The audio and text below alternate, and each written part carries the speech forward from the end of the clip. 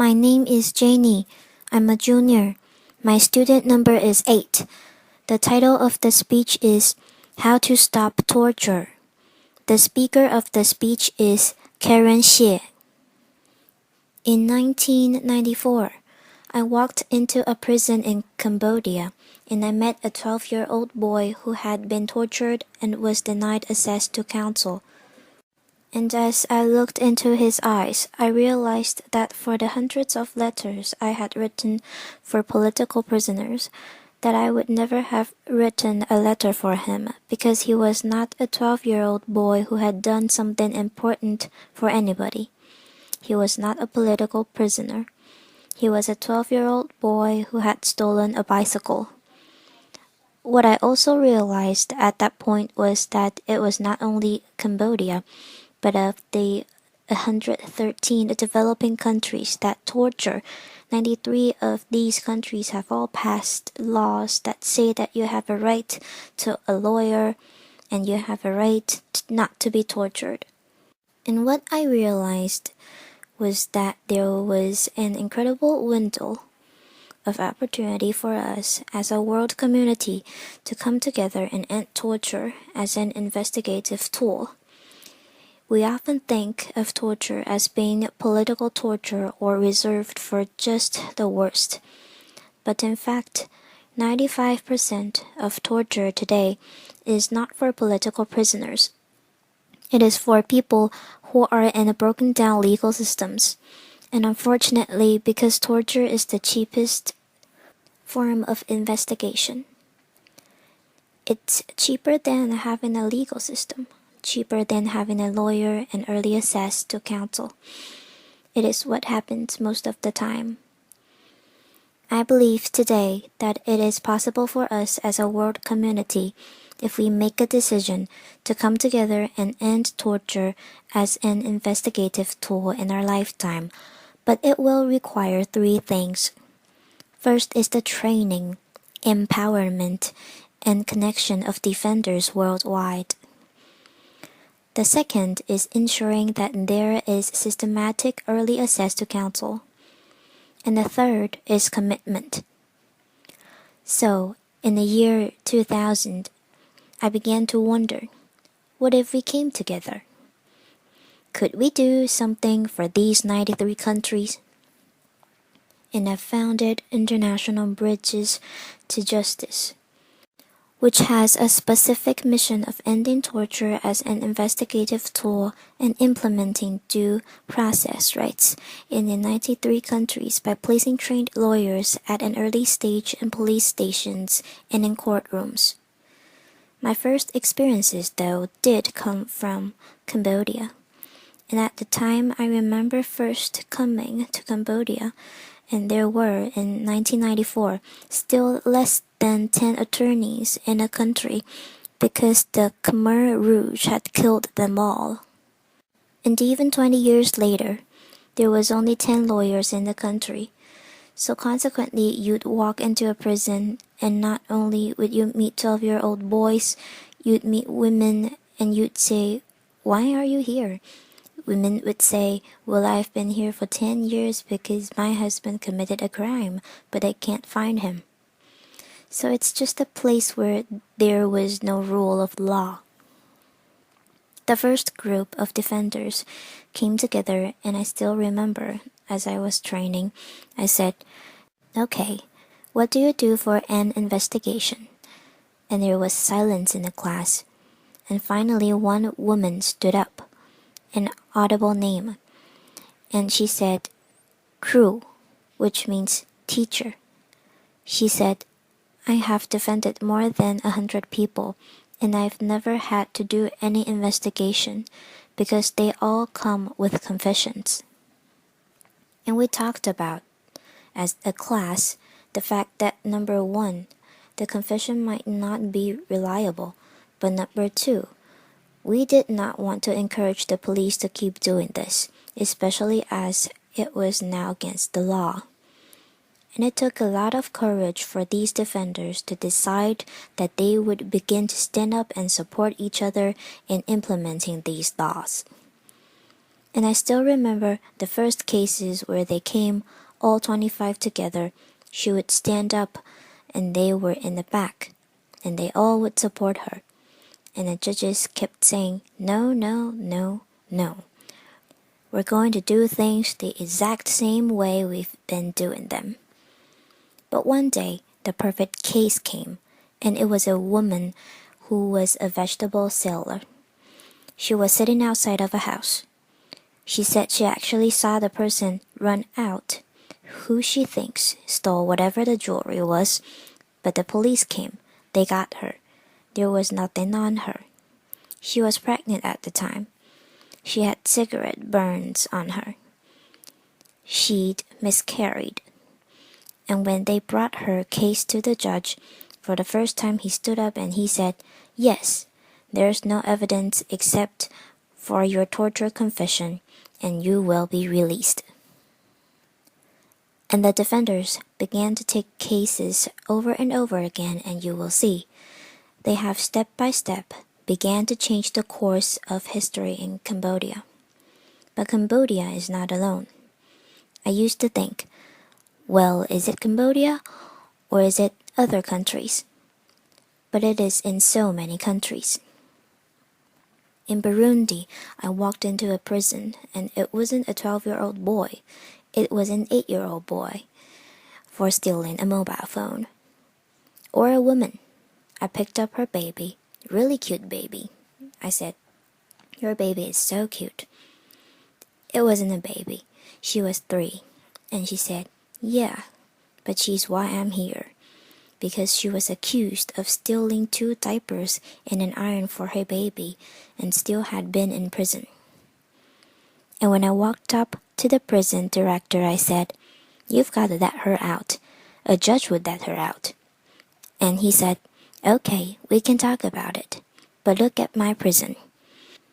80% of the 2,000 people here are without a lawyer. What can we do?" So lawyers began to courageously stand up together to organize a system where they can take cases.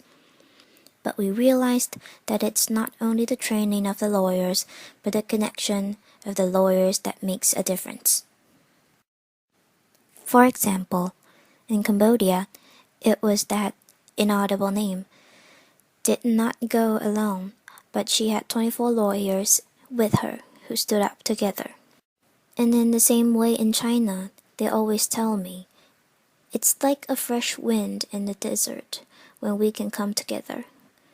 Or in Zimbabwe, where I remember innocent, after coming out of a prison, where everybody stood up and said, "I've been here for 1 year, 8 years, 12 years without a lawyer." He came and we had a training together, and he said, "I have heard it said," because he had heard people mumbling and grumbling, "I have heard it said that we cannot help to create justice because we do not have the resources." And then he said, "But I want you to know that the lack of resources is never an excuse for injustice." And with that, he successfully organized 68 lawyers who have been systematically taking the cases. The key that we see, though, is training and then early access. I was recently in Egypt and was inspired to meet with another group of lawyers, and what they told me is that they said, "Hey, look, we don't have police on the streets now. The police are one of the main reasons why we had the revolution. They were torturing everybody all the time." And I said, "But there's been tens of millions of dollars that have recently gone into the development of the legal system here. What's going on?" I met with one of the development agencies, and they were training prosecutors and judges, which is the normal bias, as opposed to defenders. And they showed me a manual which actually was an excellent manual. I said, "I'm gonna copy this." It had everything in it. Lawyers can come at the police station. It was perfect. Prosecutors were perfectly trained. But I said to them, I just have one question, which is, by the time that everybody got to the prosecutor's office, what had happened to them? And after a pause, they said they had been tortured. So the pieces are not only the training of the lawyers, but us finding a way to systematically implant early access to counsel, because they are the safeguard in the system for people who are being tortured. And as I tell you this, I'm also aware of the fact that it sounds like, oh, okay, it sounds that we could do it, but can we really do it?